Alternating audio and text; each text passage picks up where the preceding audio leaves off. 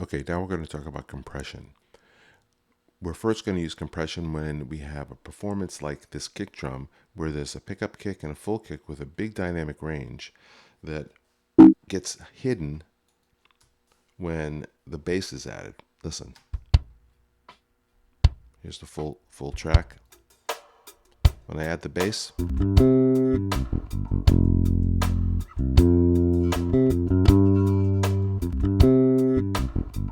right? So you can hear that the bass is masking it because it's playing at the same time.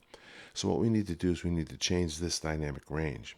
Okay, we need to bring the volume of that kick up. It would be impractical to do automations or editing for all of that. So we're going to insert a compressor. We're going to use the arc compressor, and also notice that it's going to come before the EQ. That's always how I do it. So find the arc compressor and simply set it under load to drums. Okay, how it's going to operate is this. When we hit play, very little is happening. You can see this orange minus is starting to go. This ratio is 4:1. It has a quick attack and fairly quick release.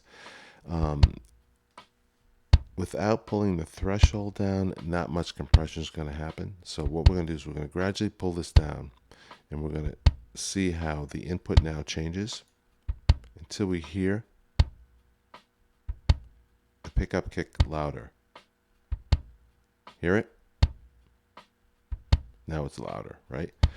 Now the other thing we're going to do is we're going to change the output. So we want this output balance to be the same volume that was here, but now because we're compressing, we're actually lowering the volume of the original kick too. So boom, boom, the loud kick is softer now, and the soft kick is louder.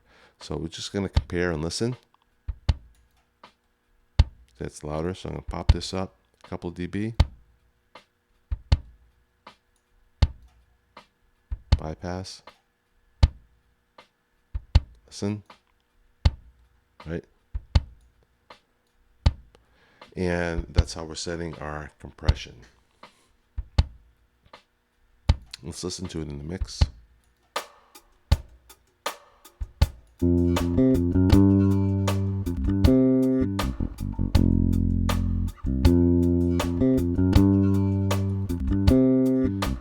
Now in the mix, I need to do a little more adjusting.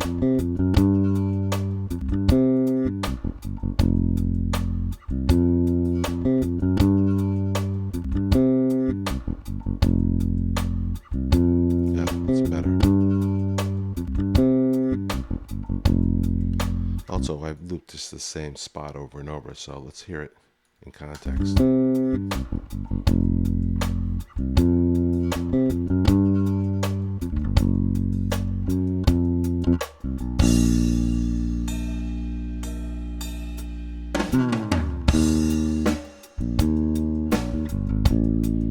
Great, okay?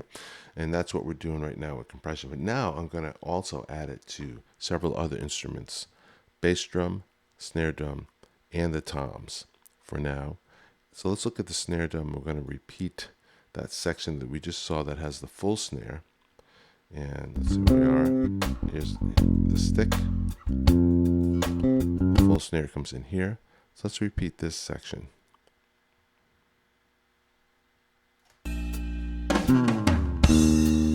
Let's listen to the snare.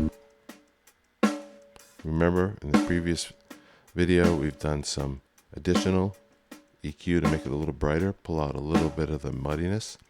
We've shelved it. Now we're going to add the compressor.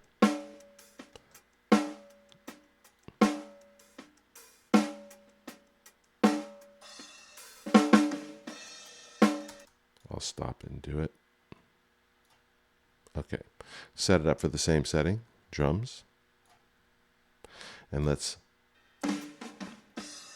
all I'm really doing is, even though there's not a lot of unwanted dynamics, if you listen closely to the snare, it's pretty much 2 and 4, right? But I want it to sound a little tighter, that's all. So I'm just going to put a little compression on it. Okay, let's listen to it in the mix.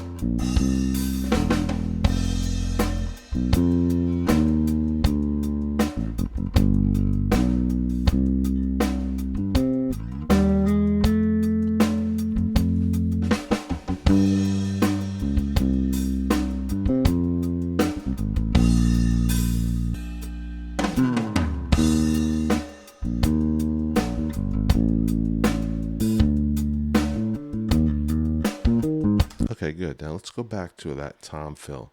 Let's see if we can get those toms just a little bit compressed. I'm going to slide this compression over and copy it.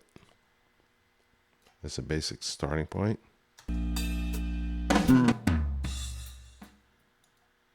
Let's open up the left one. Actually, we can open up both of them.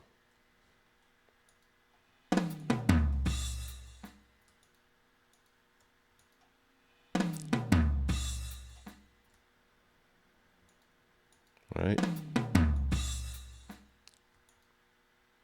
So Option Shift, I was searching for the command. Option Shift opens both of them. Here's the right one. Here's the left one. Let's look at the right one first. It's getting compressed a few dB from these settings. So let's pop it up a little bit.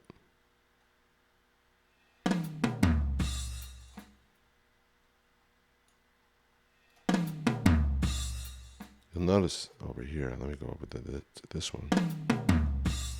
You have to watch out for overloading the output.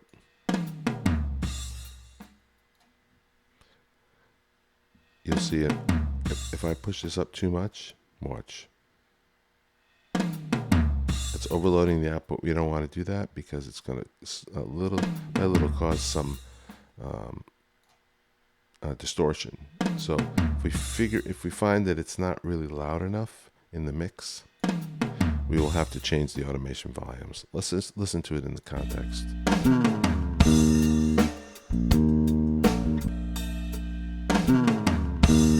So it's getting there. We might need to readjust the levels. So that's basically what we're going to do with compression. And for this assignment, coming up this week, you're going to be doing two things. You're going to be actually three things, but this is the second stage. First stage is to add EQs to make things sound a little bit better than they already are with the shelving, and then add compression on the bass drum, snare drum, and the toms. And that's it for this video.